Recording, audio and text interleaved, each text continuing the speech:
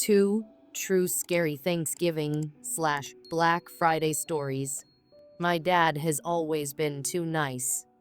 He's the kind of guy who apologizes when he's the one getting bumped into on the sidewalk. Some would call it kindness, but honestly, I'd say it leans closer to being a pushover. I need to start this story with that because it's important. Without that context, what happened last Thanksgiving might not make any sense. We live in uptown Chicago. It's just me, my parents, my brother, and my grandparents. Our family isn't huge, so Thanksgiving and Christmas gatherings are pretty small affairs, just us six. It's usually cozy and predictable. But last year, in 2019, Thanksgiving was anything but.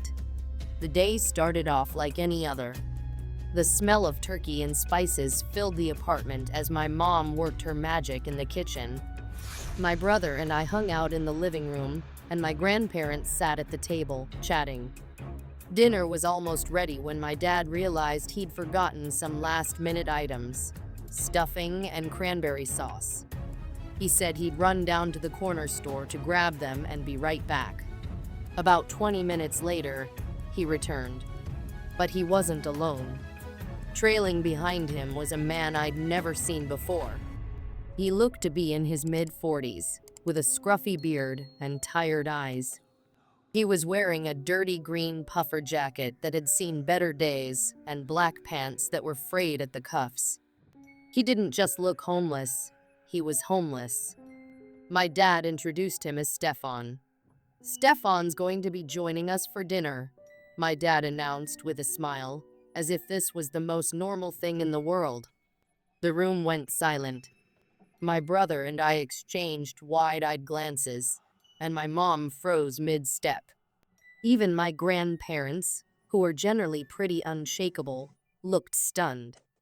Apparently, my dad had met Stefan on his way to the store. Stefan was sitting on a bench, shivering in the cold November air. My dad, being my dad, couldn't just walk past him. He struck up a conversation, and when he found out Stefan had no family and nowhere to go for Thanksgiving, he invited him over. "We're a Christian family," my dad said firmly when my mom pulled him aside to whisper in his ear. "It's the right thing to do. No one should be alone on Thanksgiving." My mom wasn't thrilled, but what could she do? Stefan was already here, and my grandma, always the polite hostess, invited him to sit at the table. I, however, chose a seat as far away from him as possible. Even from across the table, I could smell him. His clothes reeked of sweat, dirt, and something sour that I couldn't quite place. I didn't say anything, but in my head, I was screaming. What was my dad thinking? When the food was finally ready, we all sat down and joined hands for the prayer. Stefan didn't join in. He just sat there, staring straight ahead with his wide, unblinking eyes. His expression was hard to read, part blank, part unnerving. After the prayer, we started eating. My grandparents tried to make polite conversation with Stefan, but his responses were curt and dismissive. My grandma asked where he was from, and he shrugged. My brother asked if he liked the food, and Stefan just grunted. The tension at the table was thick enough to cut with a knife.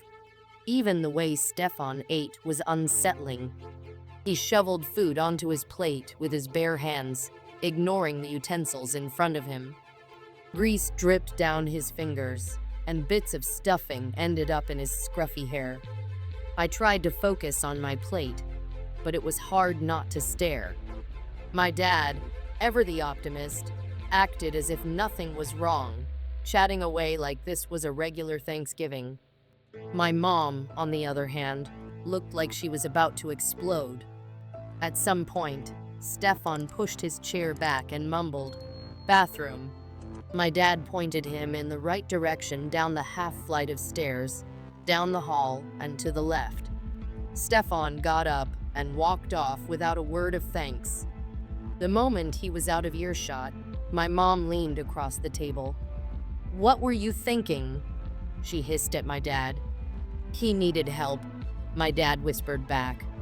"We're doing the right thing. Do you even know him?" my mom pressed. "What if he's dangerous?" My dad shook his head. "He's just a guy who needs a little kindness." We continued eating, but the atmosphere was heavy. After a while, my brother broke the silence. "Where is he?" "He's been gone a long time." It had been at least 15 minutes. My dad frowned and got up to check. He went downstairs, calling Stefan's name. When he came back, his face was pale. "He's not in the bathroom," he said. "What do you mean, he's not in the bathroom?" my mom asked sharply. "I mean he's gone." Panic set in. My grandparents looked visibly distressed, and my grandpa started muttering curses in Italian. My dad, my brother, and I searched the apartment from top to bottom, calling Stefan's name. He wasn't in any of the bedrooms, closets, or even the tiny storage space under the stairs. Then we found the window in my parents' bedroom. It was open, wide enough for someone to climb through. My mom lost it. "This is what happens when you bring strangers into the house," she yelled at my dad. He didn't argue.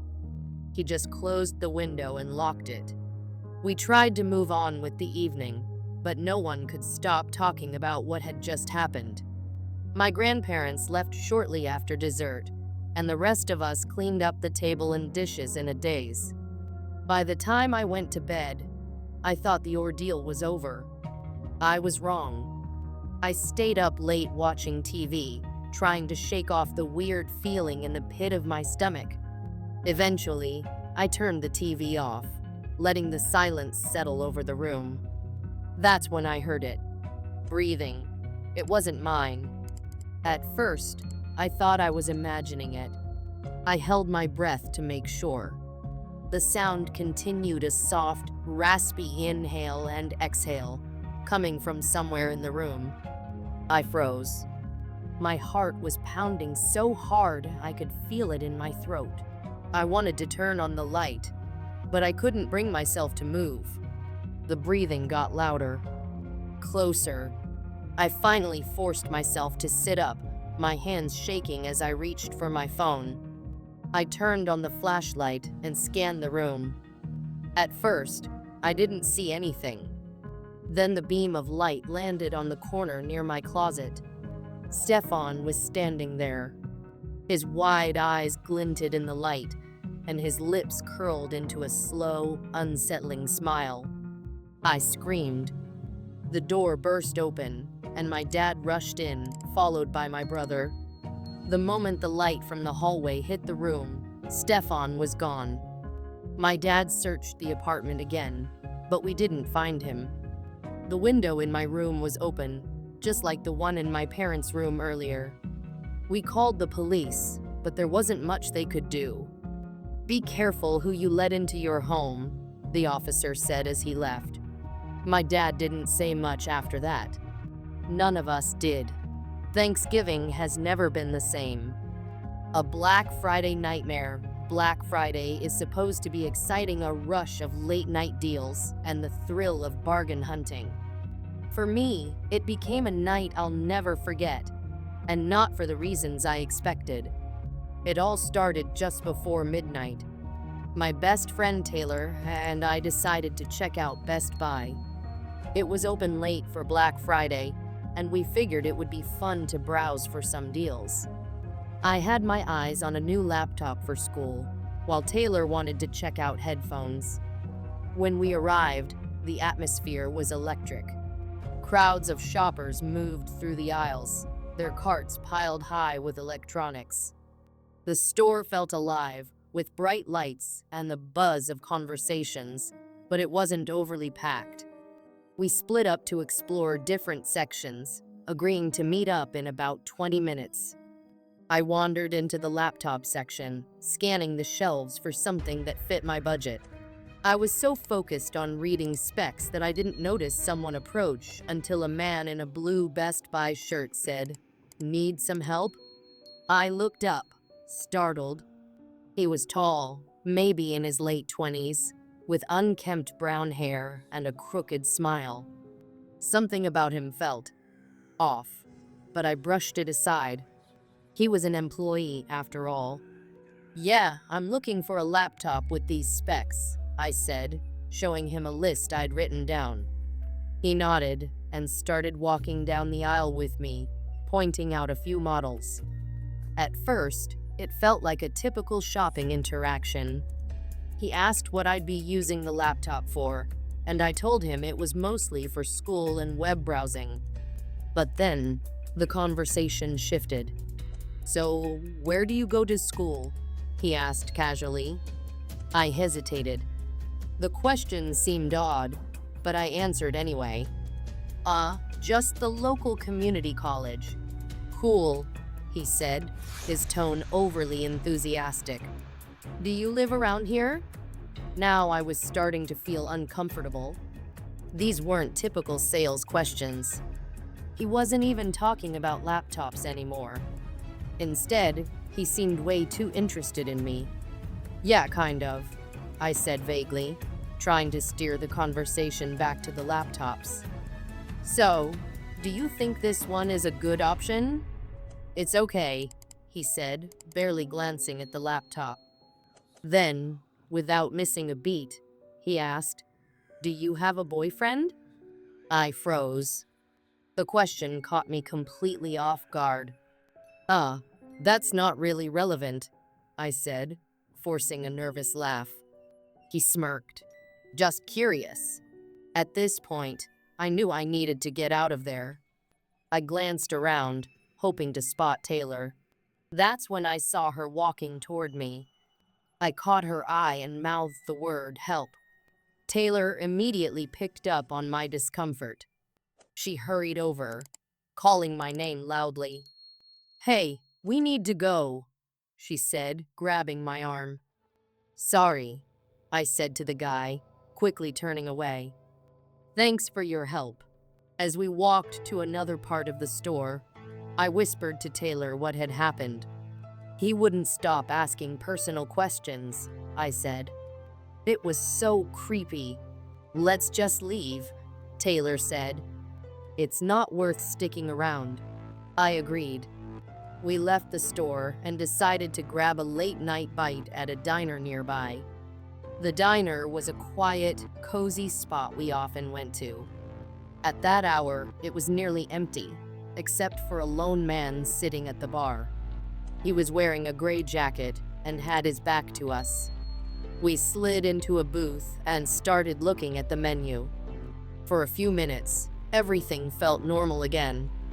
But then, out of the corner of my eye, I noticed the man at the bar shifting in his seat. He turned slightly, and I caught a glimpse of his face. My stomach dropped. "It's him," I whispered to Taylor, my voice barely audible. "What?" she asked, looking confused. "The guy from Best Buy," I said, nodding toward the bar. He followed us. Taylor glanced over, her eyes widening as she recognized him. The man quickly looked away, pretending to focus on the menu. "We need to leave," I said, my heart pounding. Taylor nodded, and we slid out of the booth as quietly as possible. I could feel his eyes on us as we walked to the door, but I didn't dare look back. Once we were outside, we ran to my car. I locked the doors the second we got inside. "Do you think he'll follow us again?" Taylor asked, her voice trembling. "I don't know," I said, starting the engine. "Let's just get home." I drove as fast as I could, constantly checking the rearview mirror to make sure we weren't being followed. When we finally got to my apartment, I double-checked that all the doors and windows were locked. Taylor and I tried to laugh it off, telling ourselves it was just a weird coincidence, but deep down, I felt uneasy. Hours later, as we were watching a movie to distract ourselves, There was a loud knock at the window. We both jumped, staring at each other in shock. My apartment is on the ground floor, so anyone could easily walk up to the windows. Who? Who would be knocking at this hour? Taylor whispered. I shook my head, too scared to respond. Slowly, we crept toward the living room window. But when we got there, we couldn't see outside. The view was completely blacked out, like something was covering the glass. My hands were shaking as I reached for the curtain. Taylor grabbed my arm. Don't, she whispered. I ignored her and yanked the curtain aside. What we saw made us both scream.